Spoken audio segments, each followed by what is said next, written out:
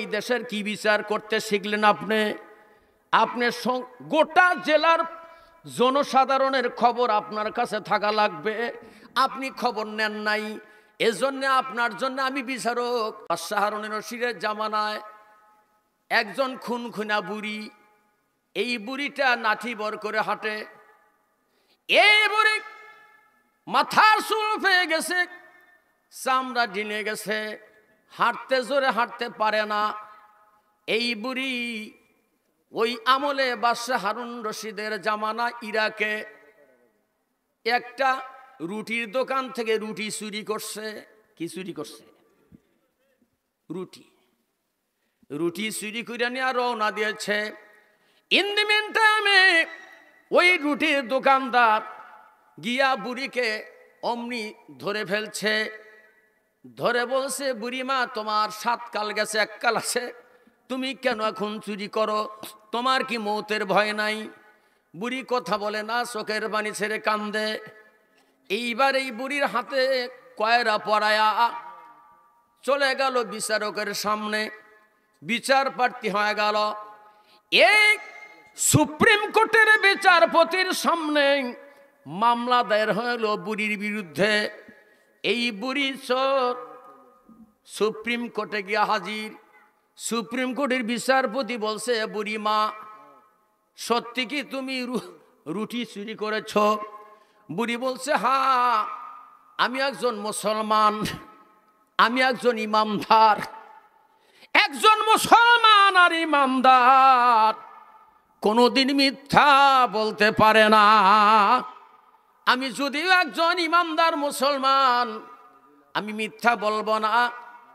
আমি বিচারক, আমি রুটি চুরি করেছি, আমি চোর, আমি চোর, সত্যি আমি রুটি চুরি করেছি।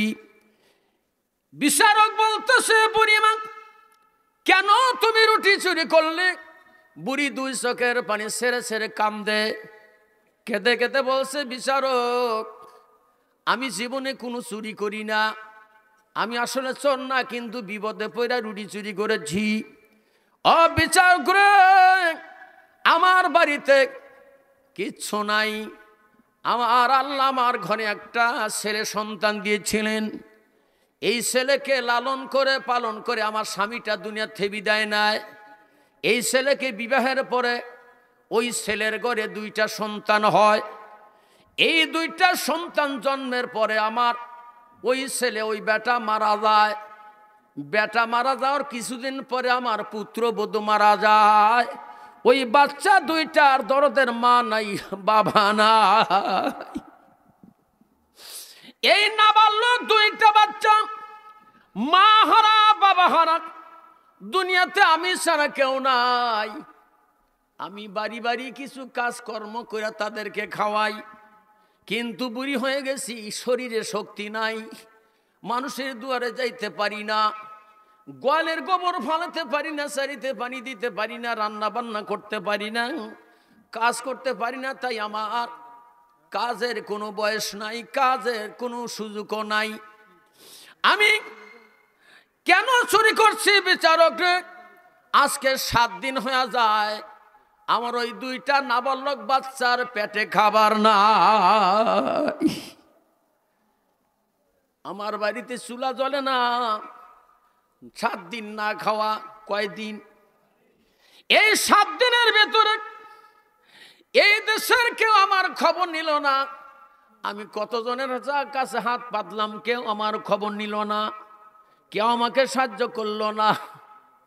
না খাওয়া, আমি না খাওয়া তাতে কোনো আফসোস নাই, কিন্তু 2টা নাবালক ছোট্ট বাচ্চা, এই 2টা বাচ্চার পেট পিঠের সঙ্গে লাগছে, বুকের হাড় লাগছে, বিছনা থেকে উঠতে পারে না, দাঁড়াতে পারে না, হাঁটতে পারে না। এই বাচ্চা 2টার দিকে লক্ষ্য করে আমি নিরুপায় হইয়া রুটির দোকান থেকে 2টা রুটি চুরি করেছি। আমি নিজে খাওয়ার জন্য না, বাচ্চাদের জন্যে।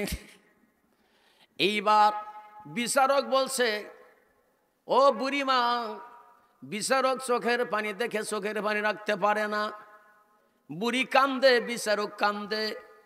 বিচারক বলছে, মা তুমি আগামী দিন আসবে, তোমার বিচার আমি একা করব না, তোমার এই বিচার হবে এই দেশের জেলা জজ আছে, জেলা জজকে রাখবে, ডিসিকে লাগবে, পুলিশ প্রধানের লাগবে, খাদ্য অধিদপ্তরের প্রধান লাগবে, এমপি মিনিস্টার লাগবে, চেয়ারম্যান মেম্বার লাগবে, তোমার গ্রামের মাতব্বর লাগবে, সবাইকে নিয়ে তোমার বিচারের ফয়সালা হবে, তুমি আগামী দিন আমার বিচারওয়ালা হাজির থাকবে।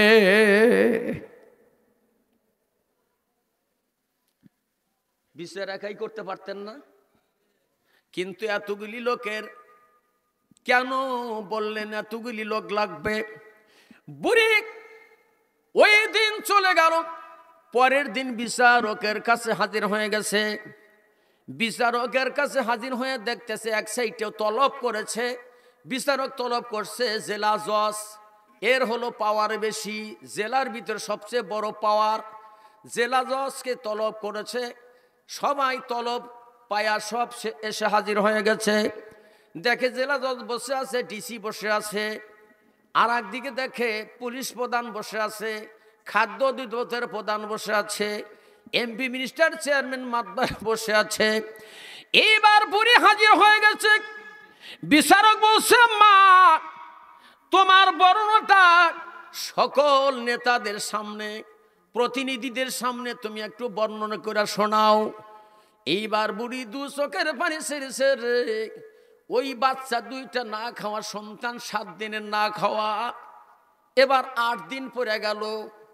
এবার এই বর্ণনা দেওয়ার সঙ্গে সঙ্গে বিচারক কান্দে।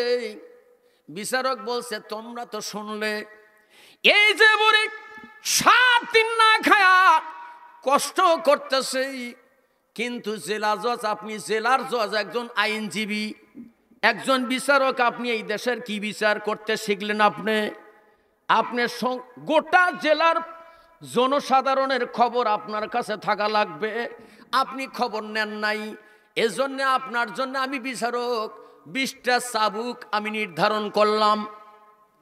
ও ডিসি সাহেব, মারহাবা কোন ডিসি সাহেবকে বলছেন, ডিসি সাহেব আপনি জেলা প্রশাসক, গোটা জেলার একজন ডিসি, আপনার অধীনে সব চলে, আপনার নেতৃত্বে চলে, আপনার হুকুমের তাবে থাকে। আপনি কেমন ডিসি হইলেন? আপনার জেলার ভিতরে না খায়া কষ্ট করে গরিব দুঃখী আছে, আপনি এই খবর নিতে পারেন নাই, অতএব আপনি একজন অযোগ্য ডিসি, আপনার শাস্তি আপনাকে 20টা বেত্রাঘাত হবে। জোরে কর। বিচারের কথা নিছি তো, এখন তো সময়ও কম, হুজুর এসে পড়বে। আসুন আমার ভাইরা, খাদ্য অধিদপ্তরের প্রধানকে বলল, কিসের খাদ্য অধিদপ্তর প্রধান? তুমি খবর নাওলা, তুমি নিজের বুঝে তুমি চলো। তাকেও 20টা, পুলিশ প্রধানকেও 20টা দিল। এইবার সংক্ষেপে বলছি, মাতব্বরকে 20টা দিল, তুমি এলাকায় থেকে এলাকার খবর নাও না, মেম্বার তুমি ওয়ার্ডের খবর নিলা না, চেয়ারম্যান তুমি ইউনিয়নের খবর নিলা না, তোমাদের 20টা করে চাবুক মেরে দিয়া এইবার বলছে সবাইকে তোমাদের জরিমানা দেওয়া লাগবে। সকলের কাছে জরিমানা আদায় করলো। পরিমাপের কথা অত বিস্তারিত বলার টাইম আমার আজকে নাই। সব জরিমানা একখানে করে 300 দিরহাম। যেরকম কত দিরহাম? এইবার জেলা জজকে 20টা মেরে দিল চাবুক হাতের ভিতরে, ডিসিকে 20টা, সবাইকে 20টা করে মেরে। এই বিচারক বলছে, ও ভাই, ও জল্লাদ, তুমি দায়িত্ব পালন করো, আমি হলাম একজন সুপ্রিম কোর্টের বিচারক, আমার হাতেও 20টা চাবুক মেরে দাও। সবাই বলল, না, আপনি হলেন উত্তম বিচারক, আপনার হাতের এই বিচার এটা আমরা মওকুফ করতে চাই। বলল, শোনো, তোমরা তো জানো না এই দুনিয়ায় চিরদিন থাকা যায় না, অল্প দিনের জন্য আসছি। ইয়াউমাল কিয়ামতের ময়দানে, মুসিবতের দিনে আমাকে তোমরা আসামি বানিও না, আল্লাহর কাঠগড়ায় দাঁড় করাইও না, আমাকে 20টা চাবুক মেরে দাও। নিজেও 20টা চাবুক নিলেন, 300 দিরহাম জরিমানা করে 100 দিরহাম বুড়ির জরিমানা। ওই যে চুরি করলো কেন, মুসলমান হয়া কোষাগারে রেখে দিল। 20 দিরহাম রুটিওয়ালা দোকানদারকে দিয়ে দিল।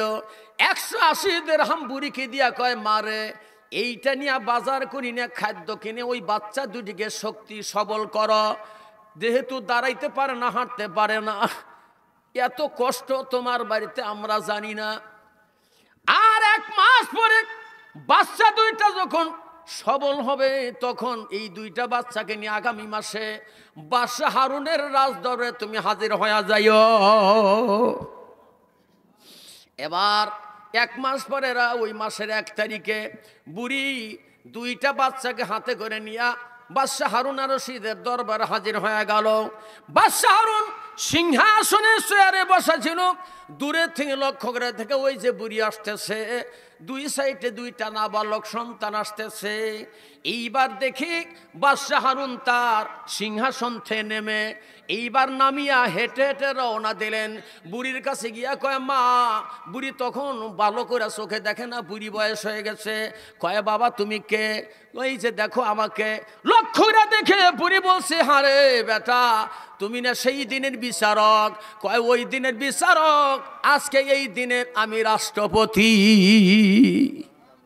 হে মা, তোমার কাছে আমি মাপ চাই। বুড়ি কয়, হারে ও বাদশা হারুন, তুমি বাদশা হারুন? বলে, হ্যাঁ। বাদশা হারুন, আমাকে ক্ষমা করে দাও, আরে তোমাকে কষ্ট দিলাম। এইবার বাদশা হারুন চোখের পানি ছেড়ে ছেড়ে কেঁদে কেঁদে বলছিলেন, মা তুমি আমাকে ক্ষমা করে দাও। তুমি কি জানো না, কিয়ামতের ময়দানে মুসিবতের দিনে আমার আল্লাহ নবী, দয়ার নবী, রহমতের নবী, যারা কিয়ামতের ময়দানে গরিবদের উপর অসহায় করবে, যারা গরিবদের লক্ষ্য করবে না, গরিবের প্রতি সহানুভূতি থাকবে না, এই গরিবের পক্ষ হইয়া, অভাবী না খাওয়ার পক্ষ হইয়া আমার নবী কিয়ামতের দিন আল্লাহর দরবারে মামলা দায়ের করবে। সেই মামলার থেকে বাঁচার দরকার আছে কিনা? গোটা সমাজের আপনার দায়িত্ব, গোটা সমাজের আপনার খেয়াল রাখতে হবে, চিন্তা চেতনা রাখতে হবে। যাই হোক, আমি আপনাদের সামনে একটি কথা বলবো। এই যে ইসলামের জন্য যে একটা আঞ্জাম করা হয়েছে,